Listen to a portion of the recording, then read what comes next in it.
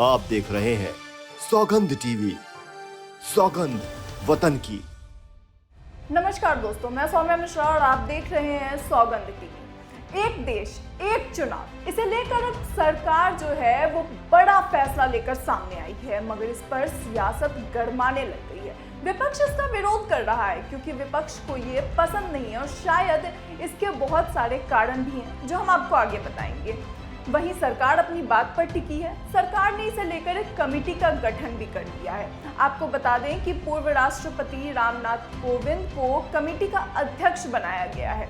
दरअसल कथित तौर पर इस कमेटी का मकसद एक देश एक चुनाव, एक कानूनी पहलुओं पर गौर करना है, इस पर विचार करना है। और अब सरकार एक बड़े कदम की ओर आगे बढ़ते हुए एक देश एक चुनाव पर बिल भी ला सकती है। जी हाँ दोस्तों, बिल्कुल सही सुना आपने। बिल लाने की जो है वो बातें कही जा रही है लगातार, और इसीलिए अब विपक्ष के बीच खलबली मचनी शुरू हो चुकी है। एक देश एक चुनाव कमेटी गठन को लेकर के कांग्रेस नेता अधीर रंजन चौधरी ने बीजेपी पर निशाना भी साधा है।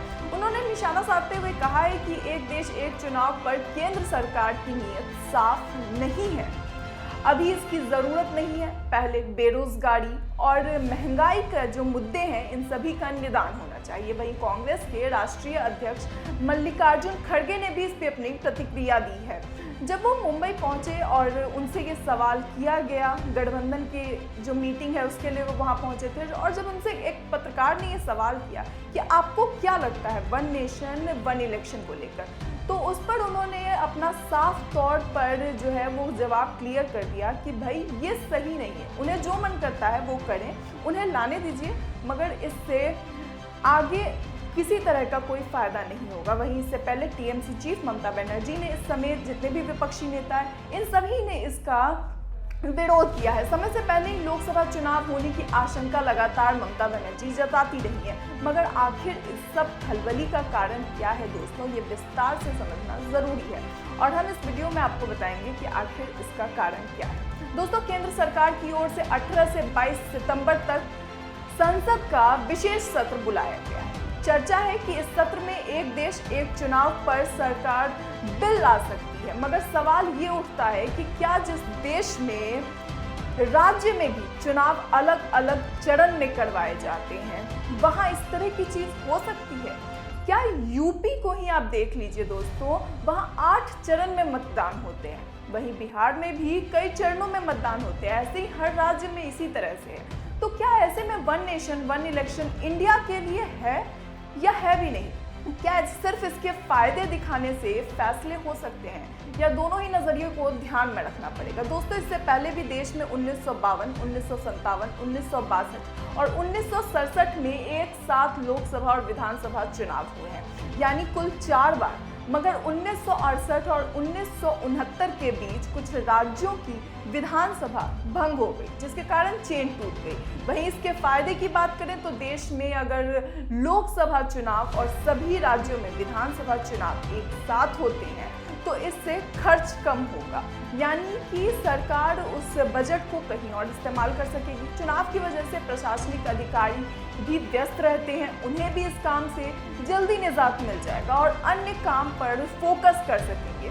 दोस्तों, आंकड़ों की बात करें तो जब देश में पहली बार चुनाव हुए थे, उस वक्त तकरीबन 11 करोड़ रुपए खर्च किए गए थे। 17वीं लोकसभा में 60,000 करोड़ से ज्यादा रुपए खर्च हुए थे। तो आप इससे अंदाजा लगा सकते हैं कि आखिर जब लोकसभा चुनाव में इतना खर्च पैसा होता है, तो फिर विधानसभा चुनावों में पैसे खर्च करने का क्या सीमा होता होगा और किस तरह से उसमें पैसे खर्च किए जाते हैं। वहीं नुकसान की बात करें दोस्तों, तो साफ तौर पर लोकसभा और विधानसभा चुनावों को एक साथ कराने को लेकर जो तर्क दिए जा रहे हैं, इससे पूरे देश में खलबली मची हुई है। लोग इससे संतुष्ट नहीं है।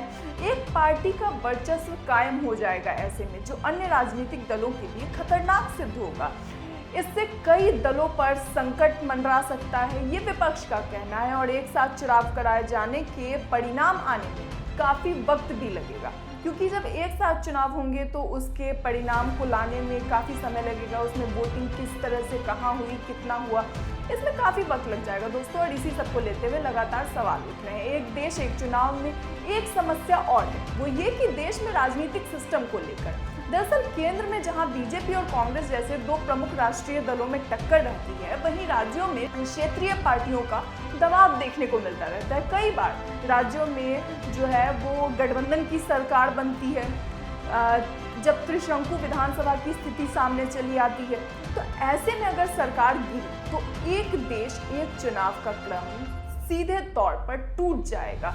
वहीं दूसरी ओर लॉ कमीशन ने भी इसे पहले सपोर्ट किया, मगर अब उस पर भी सवाल उठ रहे हैं। साल 1990 में भी एक रिपोर्ट में देश के जो ये एक साथ चुनाव करने की चीज़ लाई जा रही है उसका समर्थन किया गया था। लॉ कमीशन ने दलील सुधारों की बात कही थी और नोटों का विकल्प देने के लिए कहा था। वन नेशन वन इलेक्शन दुनिया में कई देशों में लागू है दोस्तों, जिसमें Spain, Hungary, Germany, Poland, Indonesia, Belgium, दक्षिणी अफ्रीका और ऐसे कई अन्य देश हैं, जिसमें भी लेटेस्ट की बात करें तो स्वीडन भी शामिल हो चुका है। और अब इंडिया इस लिस्ट में शामिल होगा या नहीं, ये तो आने वाला वक्त ही बताएगा, क्योंकि जिस तरह से लगातार सवाल उठ रहे हैं मगर केंद्र सरकार उस पर टिकी है, ऐसे में आने वाला वक्त बहुत ज़्यादा गौरतलब होगा। मगर फिलहाल इसे लेकर आपकी क्या राय है, अपनी राय कमेंट बॉक्स में ज़रूर बताएं।